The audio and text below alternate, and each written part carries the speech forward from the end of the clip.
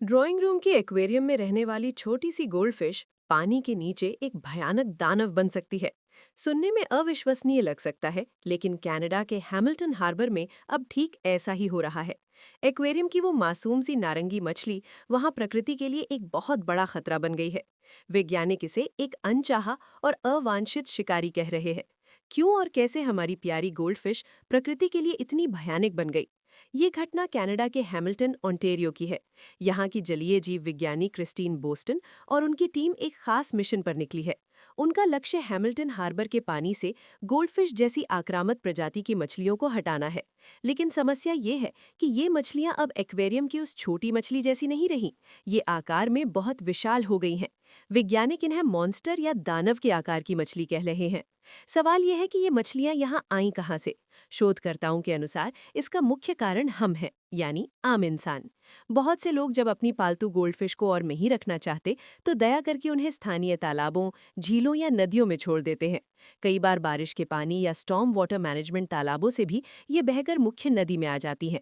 जीव विज्ञानी Christine Boston हैरानी से बताती हैं कि गोल्डफिश इतनी बड़ी हो सकती है, ये उनकी कल्पना से भी परे था। असल में हैमिल्टन हार्बर में इन मछलियों के लिए खाने की कोई कमी नहीं है। यहाँ उनका कोई प्राकृतिक दुश्मन भी नहीं है, और असीमित खाना मिलने से ये ना सिर्फ जिंदा है बल्कि फूलकर बहुत बड़े आकार की हो गई हैं।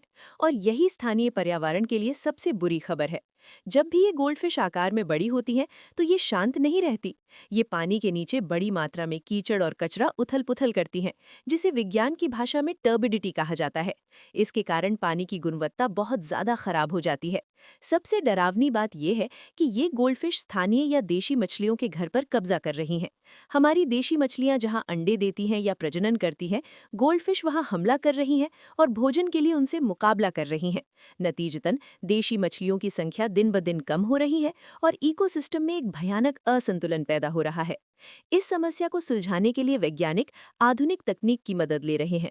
क्रिस्टीन और उनकी टीम मछलियों की हरकतों को समझने के लिए अकॉस्टिक टेलीमेट्री नाम की एक तकनीक का इस्तेमाल कर रही है। वे मछलियों को पकड़कर उनके शरीर में एक छोटा सा ट्रांसमीटर या टैग लगा देते हैं। ये टैग अगले 3 से 5 साल तक काम करेगा। ये हर 3 से 5 मिनट में एक साउंड पल्स या सिग्नल भेजता है। इसमें डेप्थ सेंसर भी लगा है, जो वैज्ञानिकों को बताता है कि मछली पानी में कितनी गहराई पर है। जब भी कोई टैग की गई मछली रिसीवर के पास से गुजरती है, वैज्ञानिकों को उसकी सारी जानकारी मिल जाती है। हालांकि गोल्डफिश को विनाशकारी माना जाता है, फिर भी विज्ञान की खातिर इन टैग की गई मछलियों को वापस पानी में छोड़ दिया जाता है, ताकि उनके व्यवहार के बारे में और ज्यादा विस्तार से जाना जा सके। अब नजर डालते हैं हैमिल्टन के दूसरे छोर, कूट्स पैराडाइज की तरफ। यहाँ के इकोलॉजिस्ट काइल मैटिया ने गोल्डफिश की संख्या में एक असामान्य वृद्धि देखी है। काइल और उनकी टीम मुख्य रूप से कॉमन कार्प नाम की एक और आक्रामक मछली के खिलाफ काम कर रही थी। कार्प मछली भी जलाशयों के तल को बर्बाद कर देती है, इसलिए उन्होंने करोड़ों रुपए खर्च करके एक विशाल फिश बैरियर या मछलियों को रोकने वाला बांध बनाया था। इस बांध के कारण कार्प मछलियों की संख्या आधे से भी कम हो गई थी।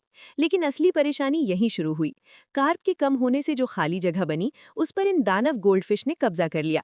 काइल खुद भी थोड़े उलझन में हैं। वे कहते हैं, हम पूरी तरह सुनिश्चित नहीं है कि गोल्डफिश की संख्या इतनी तेजी से क्यों बढ़ रही है, लेकिन ऐसा लग रहा है कि कार्प के हटने का फायदा गोल्डफिश उठा रही हैं।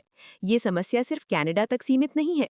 नेवादा विश्वविद्यालय की वैज्ञानिकों को अमेरिका की मशहूर लेक टाहो में हजारों गोल्डफिश मिल रही हैं, और वहां भी वे सभी दानव के आकार की हैं। दुनिया भर में ये गोल्डफिश झीलों और तालाबों पर कब्जा कर रही हैं। कई जगहों पर मछली पकड़ने वाली झीलों को सिर्फ इन गोल्डफिश के आतंक के कारण बंद करना पड़ा है।